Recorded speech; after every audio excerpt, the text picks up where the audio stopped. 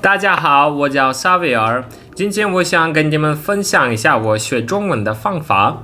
如果你们想和我一样会说中文的话，一定要把这个视频看完。Chinese is one of the hardest languages to learn, and in this video I'm going to show you how I learned Chinese from scratch in just 8 months, and share with you my little journey on how to learn Chinese in the most efficient way possible. So, without further ado, let's get started. Okay, my journey began back in 2018 in autumn. I was accepted to Tianjin University's foundation program, according to which if I pass and meet all the requirements, I had to be accepted to the university directly as a first-year student. Long story short, I met all the requirements and passed all the exams which were necessary and got accepted, and now I'm about to graduate from that university. So let's get back to learning Chinese. From the very early days, I knew that I was going to study hard because I was actually prepared for that and for any challenges that I might face while learning that language, because as I said, it's one of the hardest languages on earth. And guys, if you want to learn Chinese, there are some steps that you need to take in order to do that. And the first step is going to be learning Pinyin, for sure.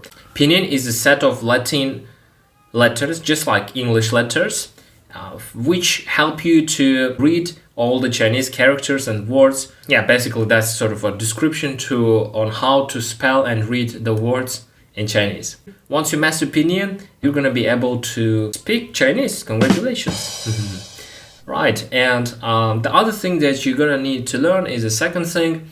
There are 4 tones in Chinese, and these bad boys make Chinese and learning Chinese hard. This one is really tricky, and you need to get used to that as soon as possible. And the sooner you do it, the better it's gonna be for you, and the sooner you're gonna learn and be able to communicate in Chinese.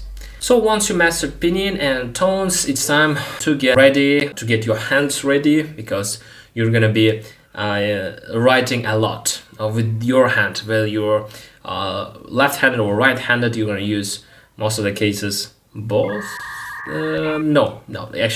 Your hand that you usually hold the pen and write things down. Okay, it's time to learn strokes.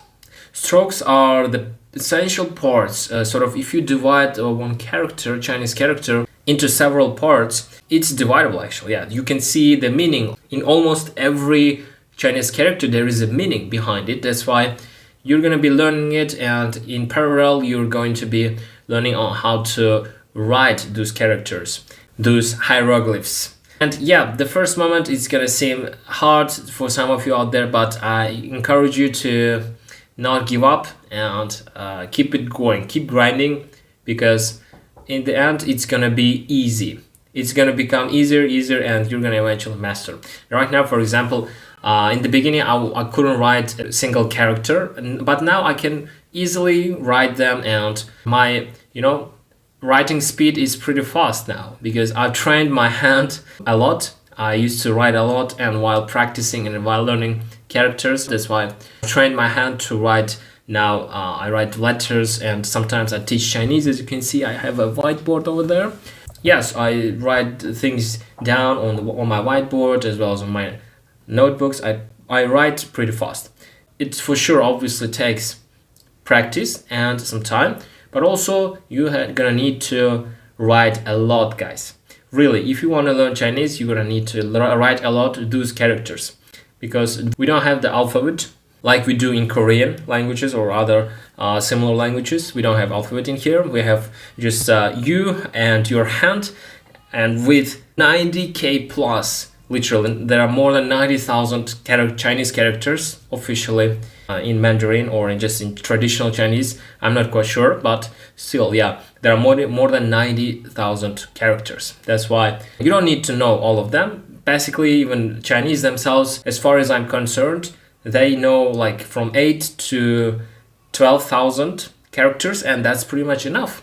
And 3,000 is going to be enough for your daily life. At least, I'm not telling you that 3,000 you're done. Of course, we're gonna keep striving. Even now, myself, I don't consider myself being a master in Chinese language. There is always room for improvement. Yeah, that leads us to the last tip. Is going to be write a lot. If you want to learn Chinese and expand your vocabulary, you're gonna need to write a lot.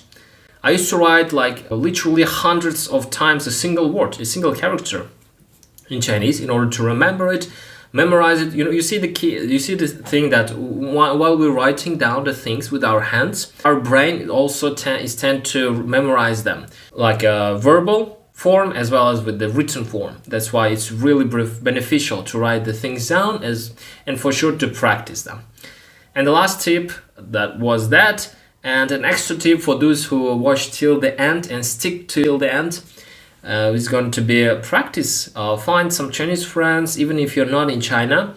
You can find them using some apps. Like I would highly recommend. This video is not sponsored, but HelloTalk. It's a great app, one of the largest apps out there. You can find and communicate with native speakers. Okay, so if you enjoyed this video, make sure to leave a like and leave your thoughts in the comment section below, and don't forget to subscribe to my channel. And I hope to see you in my next video.